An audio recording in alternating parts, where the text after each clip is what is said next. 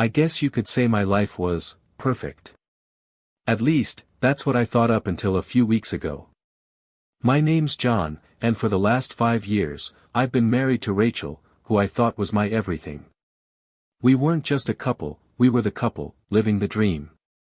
We were that picture-perfect pair who threw Instagram-worthy dinner parties and vacationed in places like Maui or the French Riviera, where the only thing more abundant than the sun was the champagne.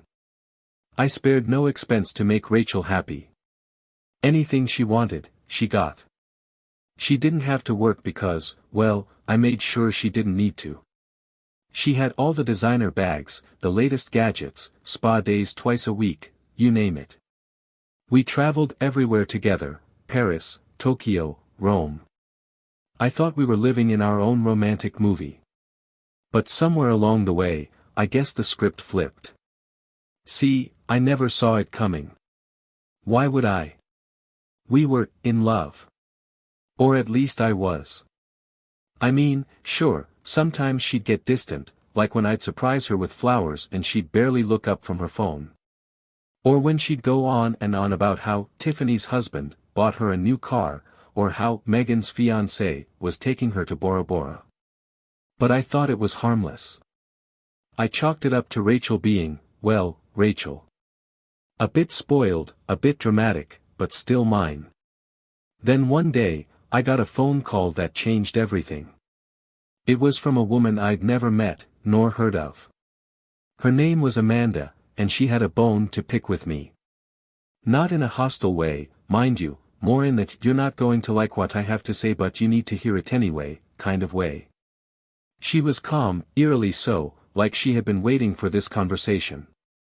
I'm sorry to be the one to tell you this, John, she said, but your wife is cheating on you. It felt like someone had just ripped out my lungs. You know, that gut punch that leaves you gasping for air but somehow frozen in place. Cheating. Rachel. My Rachel. The woman I've lavished with love, luxury, and loyalty. I didn't believe it. But Amanda was persistent, as if she had rehearsed this speech for days. You don't know me, but I'm the wife of your wife's lover. Amanda's words rattled around in my brain like a marble in a tin can, bouncing off the walls of disbelief and denial. I couldn't speak for what felt like an eternity. My mind was struggling to piece it together, trying to make sense of something so absurd, so wrong. Wait, what? I finally managed to say, sounding more like I was asking her to repeat the time of day, not accusing my wife of adultery. Rachel? Cheating? You must have the wrong person. But Amanda didn't flinch. I'm not wrong, John. She's been sleeping with my husband for months. His name is Derek. And let me tell you something, Derek is no prize. He's a cheating bastard who can't keep it in his pants. He's done this before, but this time, I'm not the only one suffering. You are too. At this point, I wasn't sure what shocked me more, the fact that my wife was cheating or that I was being dragged into some kind of soap opera between a serial adulterer and his vengeful wife. It felt like I was living in a bad reality show. Amanda started spilling details like she had memorized the script. Dates, times, even locations. She told me how Derek and Rachel met at some charity gala. Of course, Rachel was all about the gala circuit, and how it started innocently enough, flirty texts, a few business lunches, and eventually, secret hotel rooms when they thought no one was looking. I wasn't convinced, but a nagging suspicion started creeping in. Amanda's confidence, her utter lack of hesitation, made me wonder if I'd been blind to all the signs. Rachel had been acting strange lately, more distant, spending more time with her friends, and always glued to her phone. My denial was unraveling fast. I can send you proof, Amanda continued.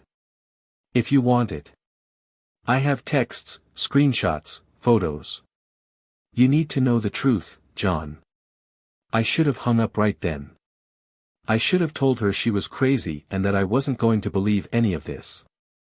But instead, I found myself muttering, "Send me whatever you have." I hung up the phone and stared at the wall, the weight of Amanda's words pressing down on me.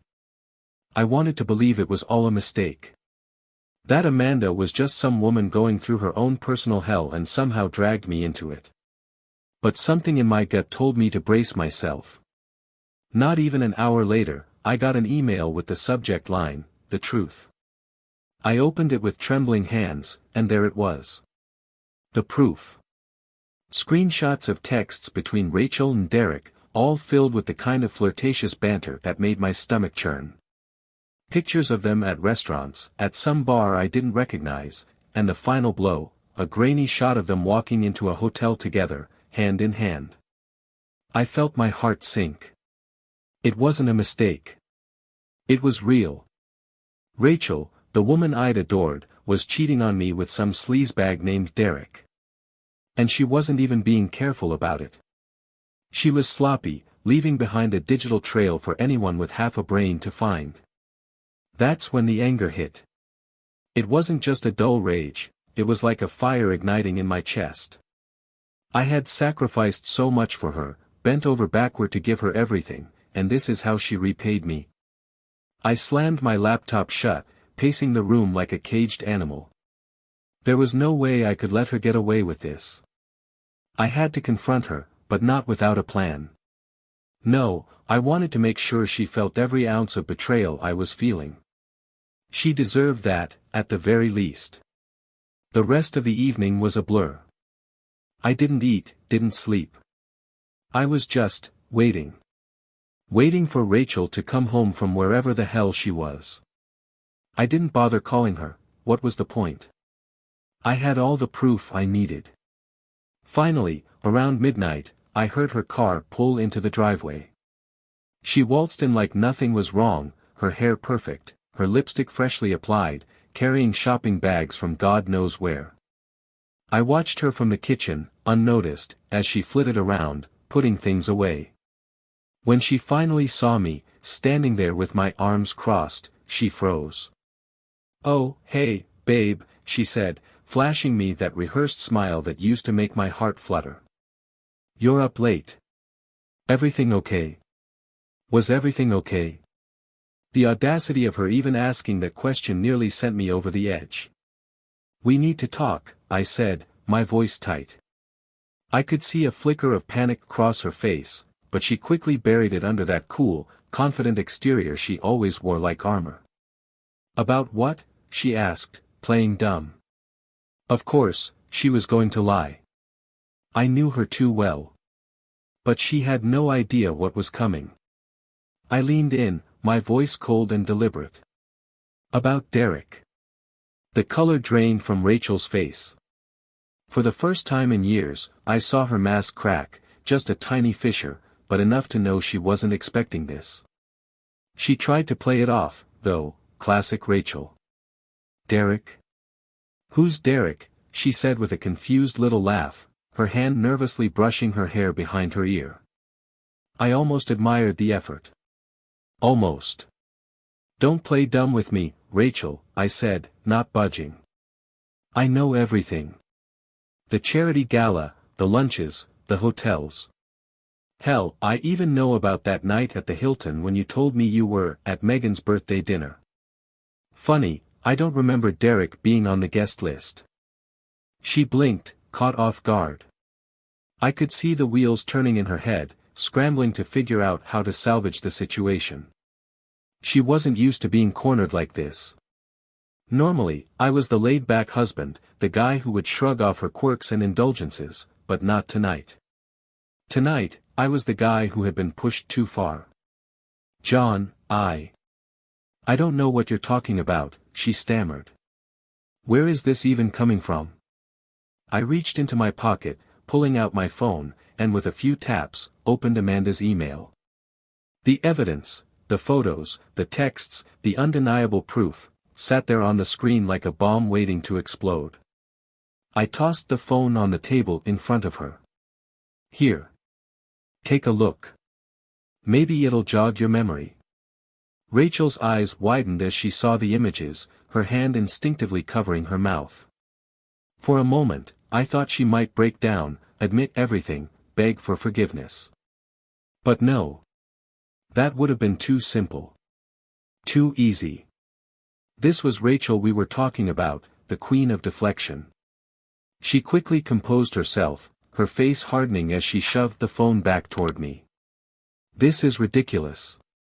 You don't even know what you're looking at. Derek's just a friend.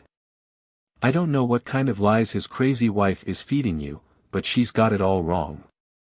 A friend? I scoffed, unable to believe what I was hearing. I don't know many friends who sneak off to hotels together or send each other texts like, "Can't wait to see you tonight." My husband thinks I'm out with the girls. You're really going to stand there and keep lying to me? Even now?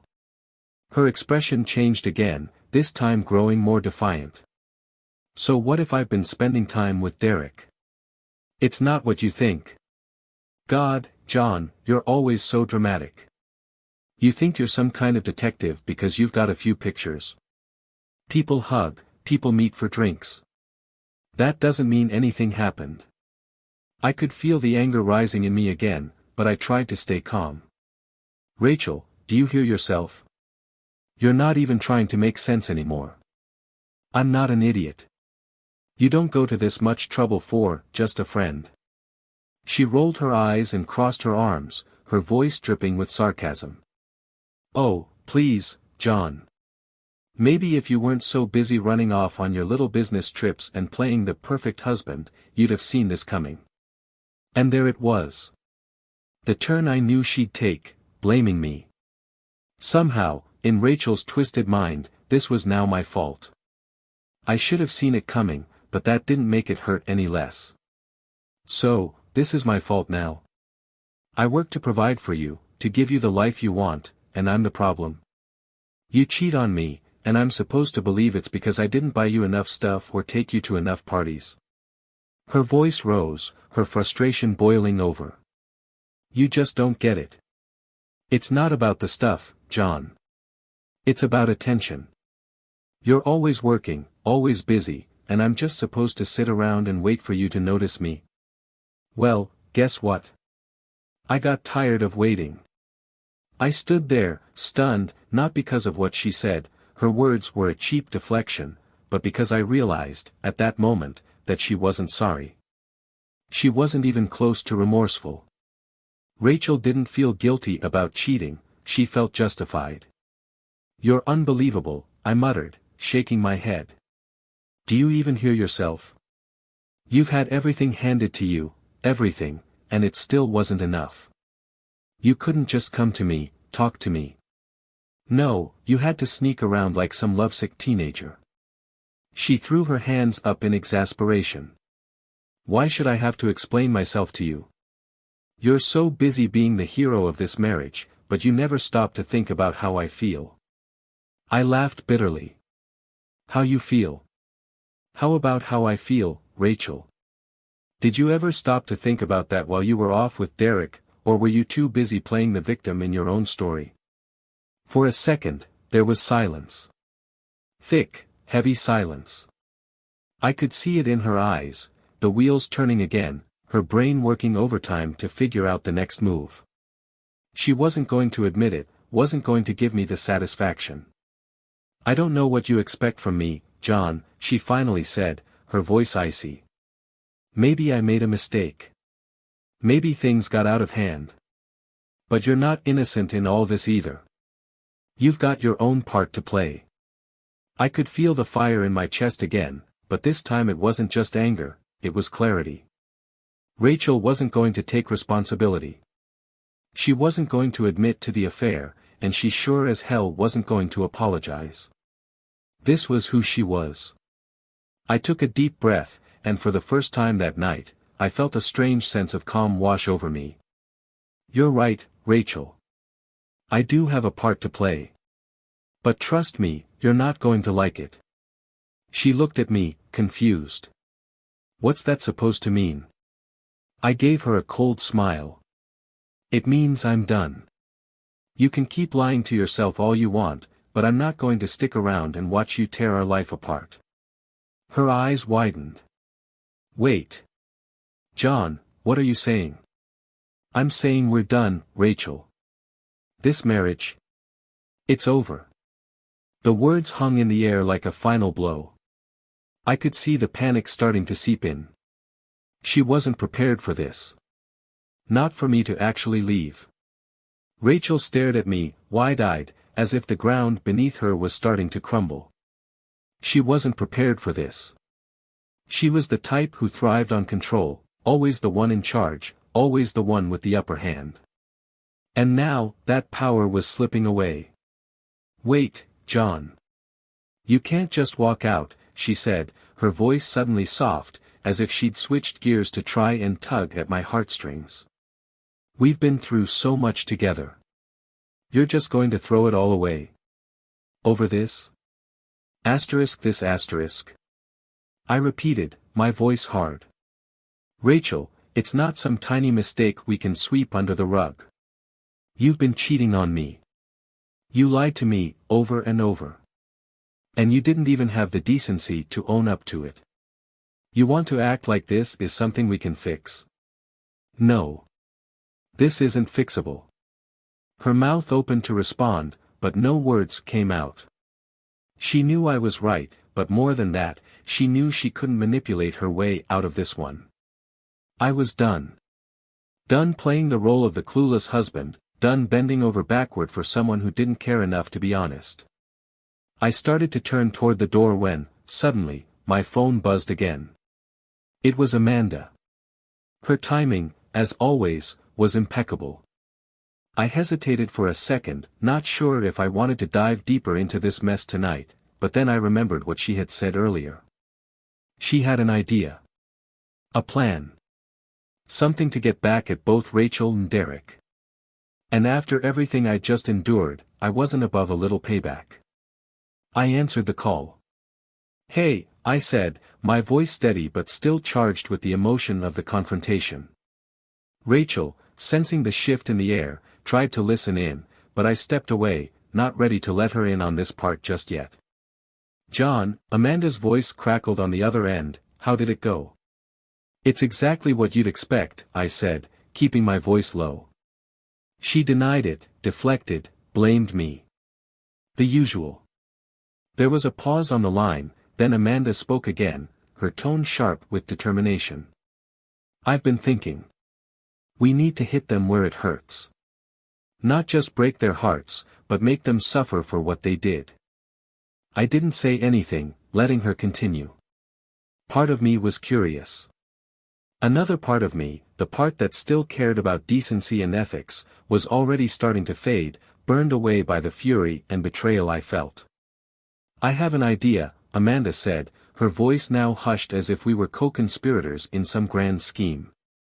"Derek's been cheating for years. He'll sleep with any woman who bats her eyelashes at him.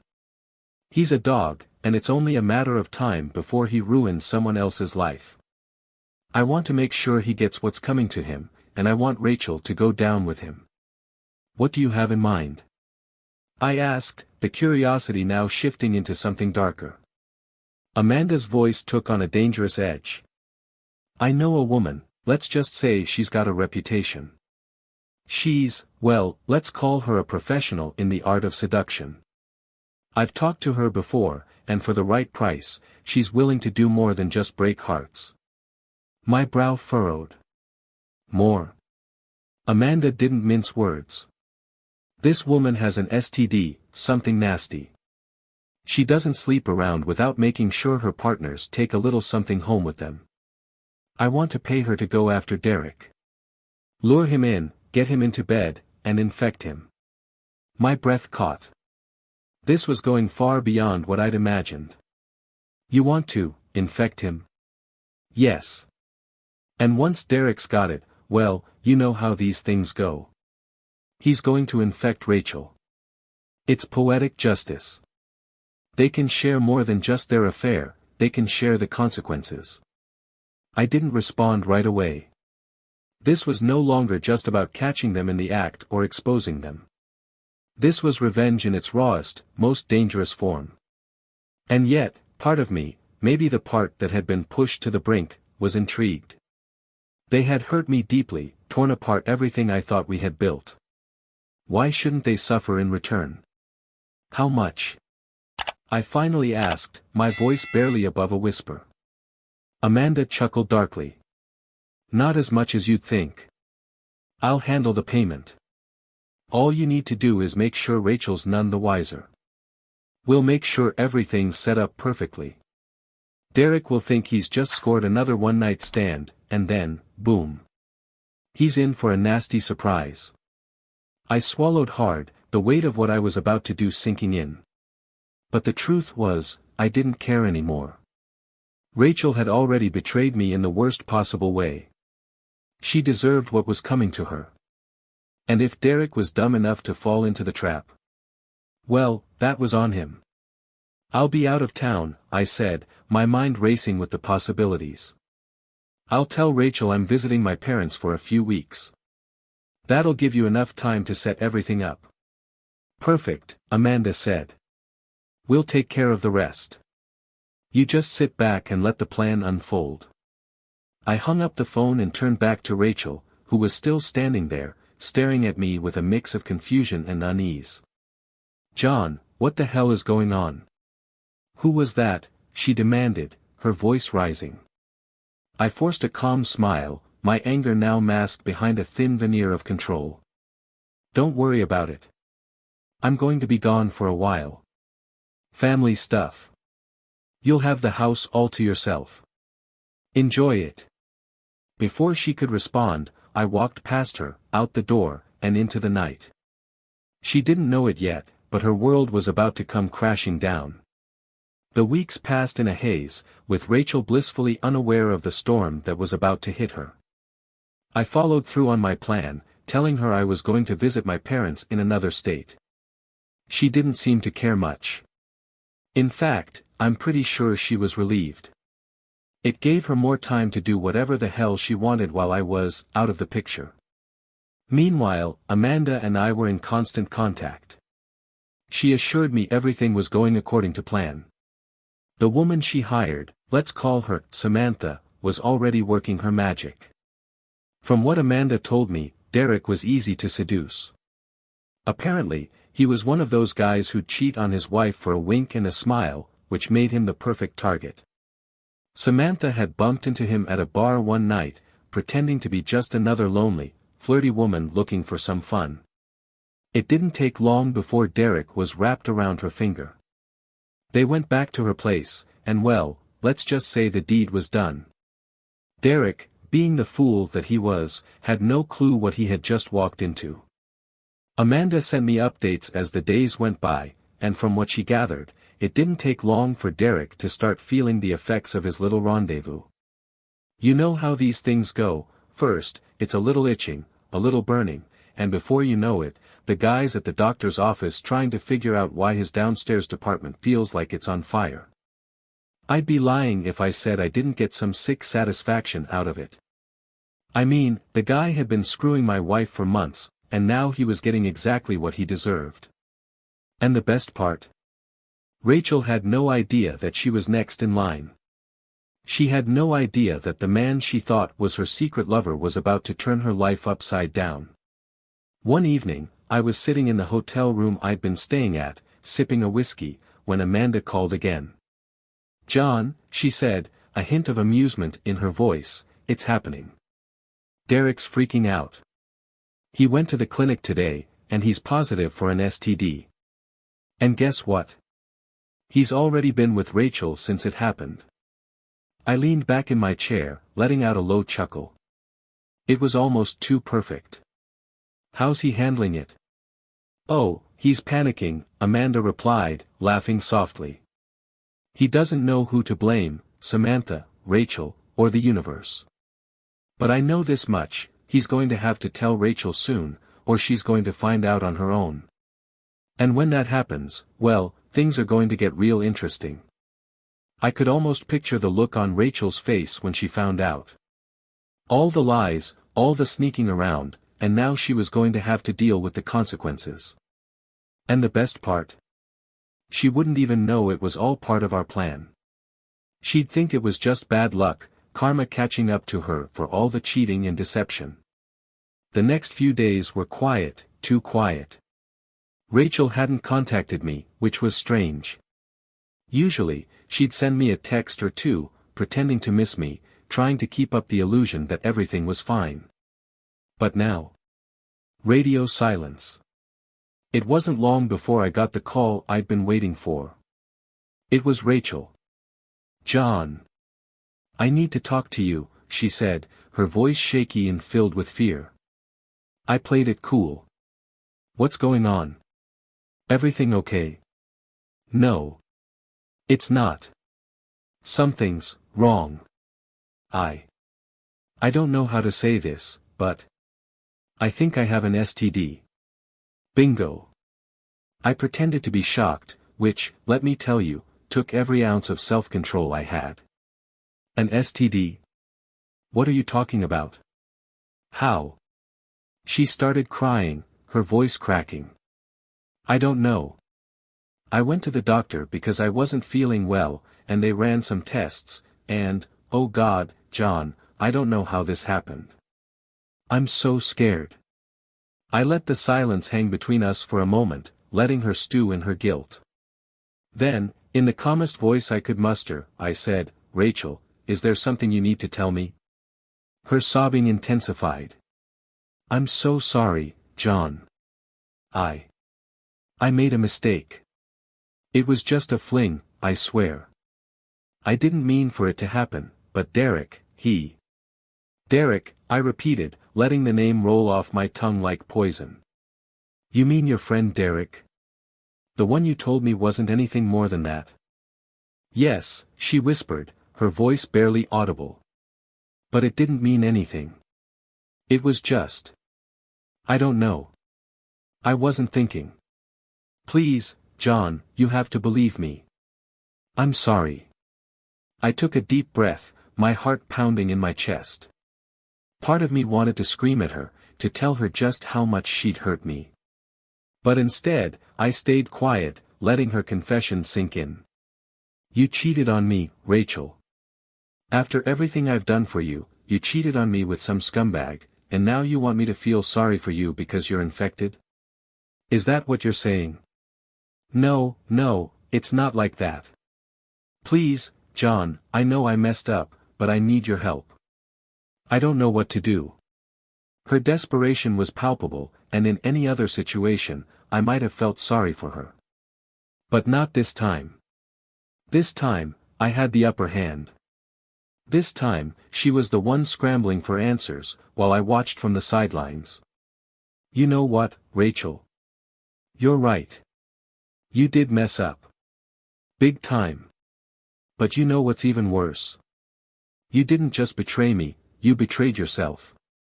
And now, you're going to have to live with the consequences." Before she could respond, I hung up the phone, the sound of her sobbing still echoing in my ears. It was done. The trap had been set, and Rachel had fallen right into it. Now, she and Derek could enjoy their little gift together while I moved on with my life. As I sat there, staring at the phone, I realized something. I wasn't just getting revenge for the affair. I was freeing myself from the prison of lies and deceit that had defined my marriage for so long. And honestly, it felt pretty damn good. In the days following Rachel's confession, I felt a strange sense of liberation. It was like the weight of the entire marriage, all the lies, the betrayal, the guilt, had been lifted off my shoulders. For the first time in years, I wasn't walking around trying to please someone who didn't deserve it. I wasn't pretending everything was fine.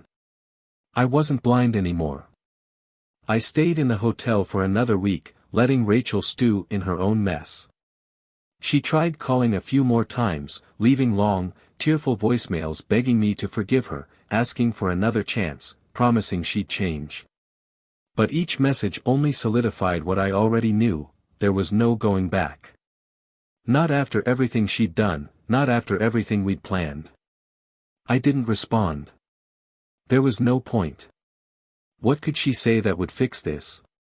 Apologies meant nothing when they were laced with lies. Besides, I had already moved past the idea of reconciliation. I was thinking about the next chapter of my life, the one where I didn't have to deal with her endless drama. As for Amanda, she was ecstatic with how things had played out. She and I stayed in touch, not because we were planning anything more but because we found some twisted camaraderie in our shared betrayal.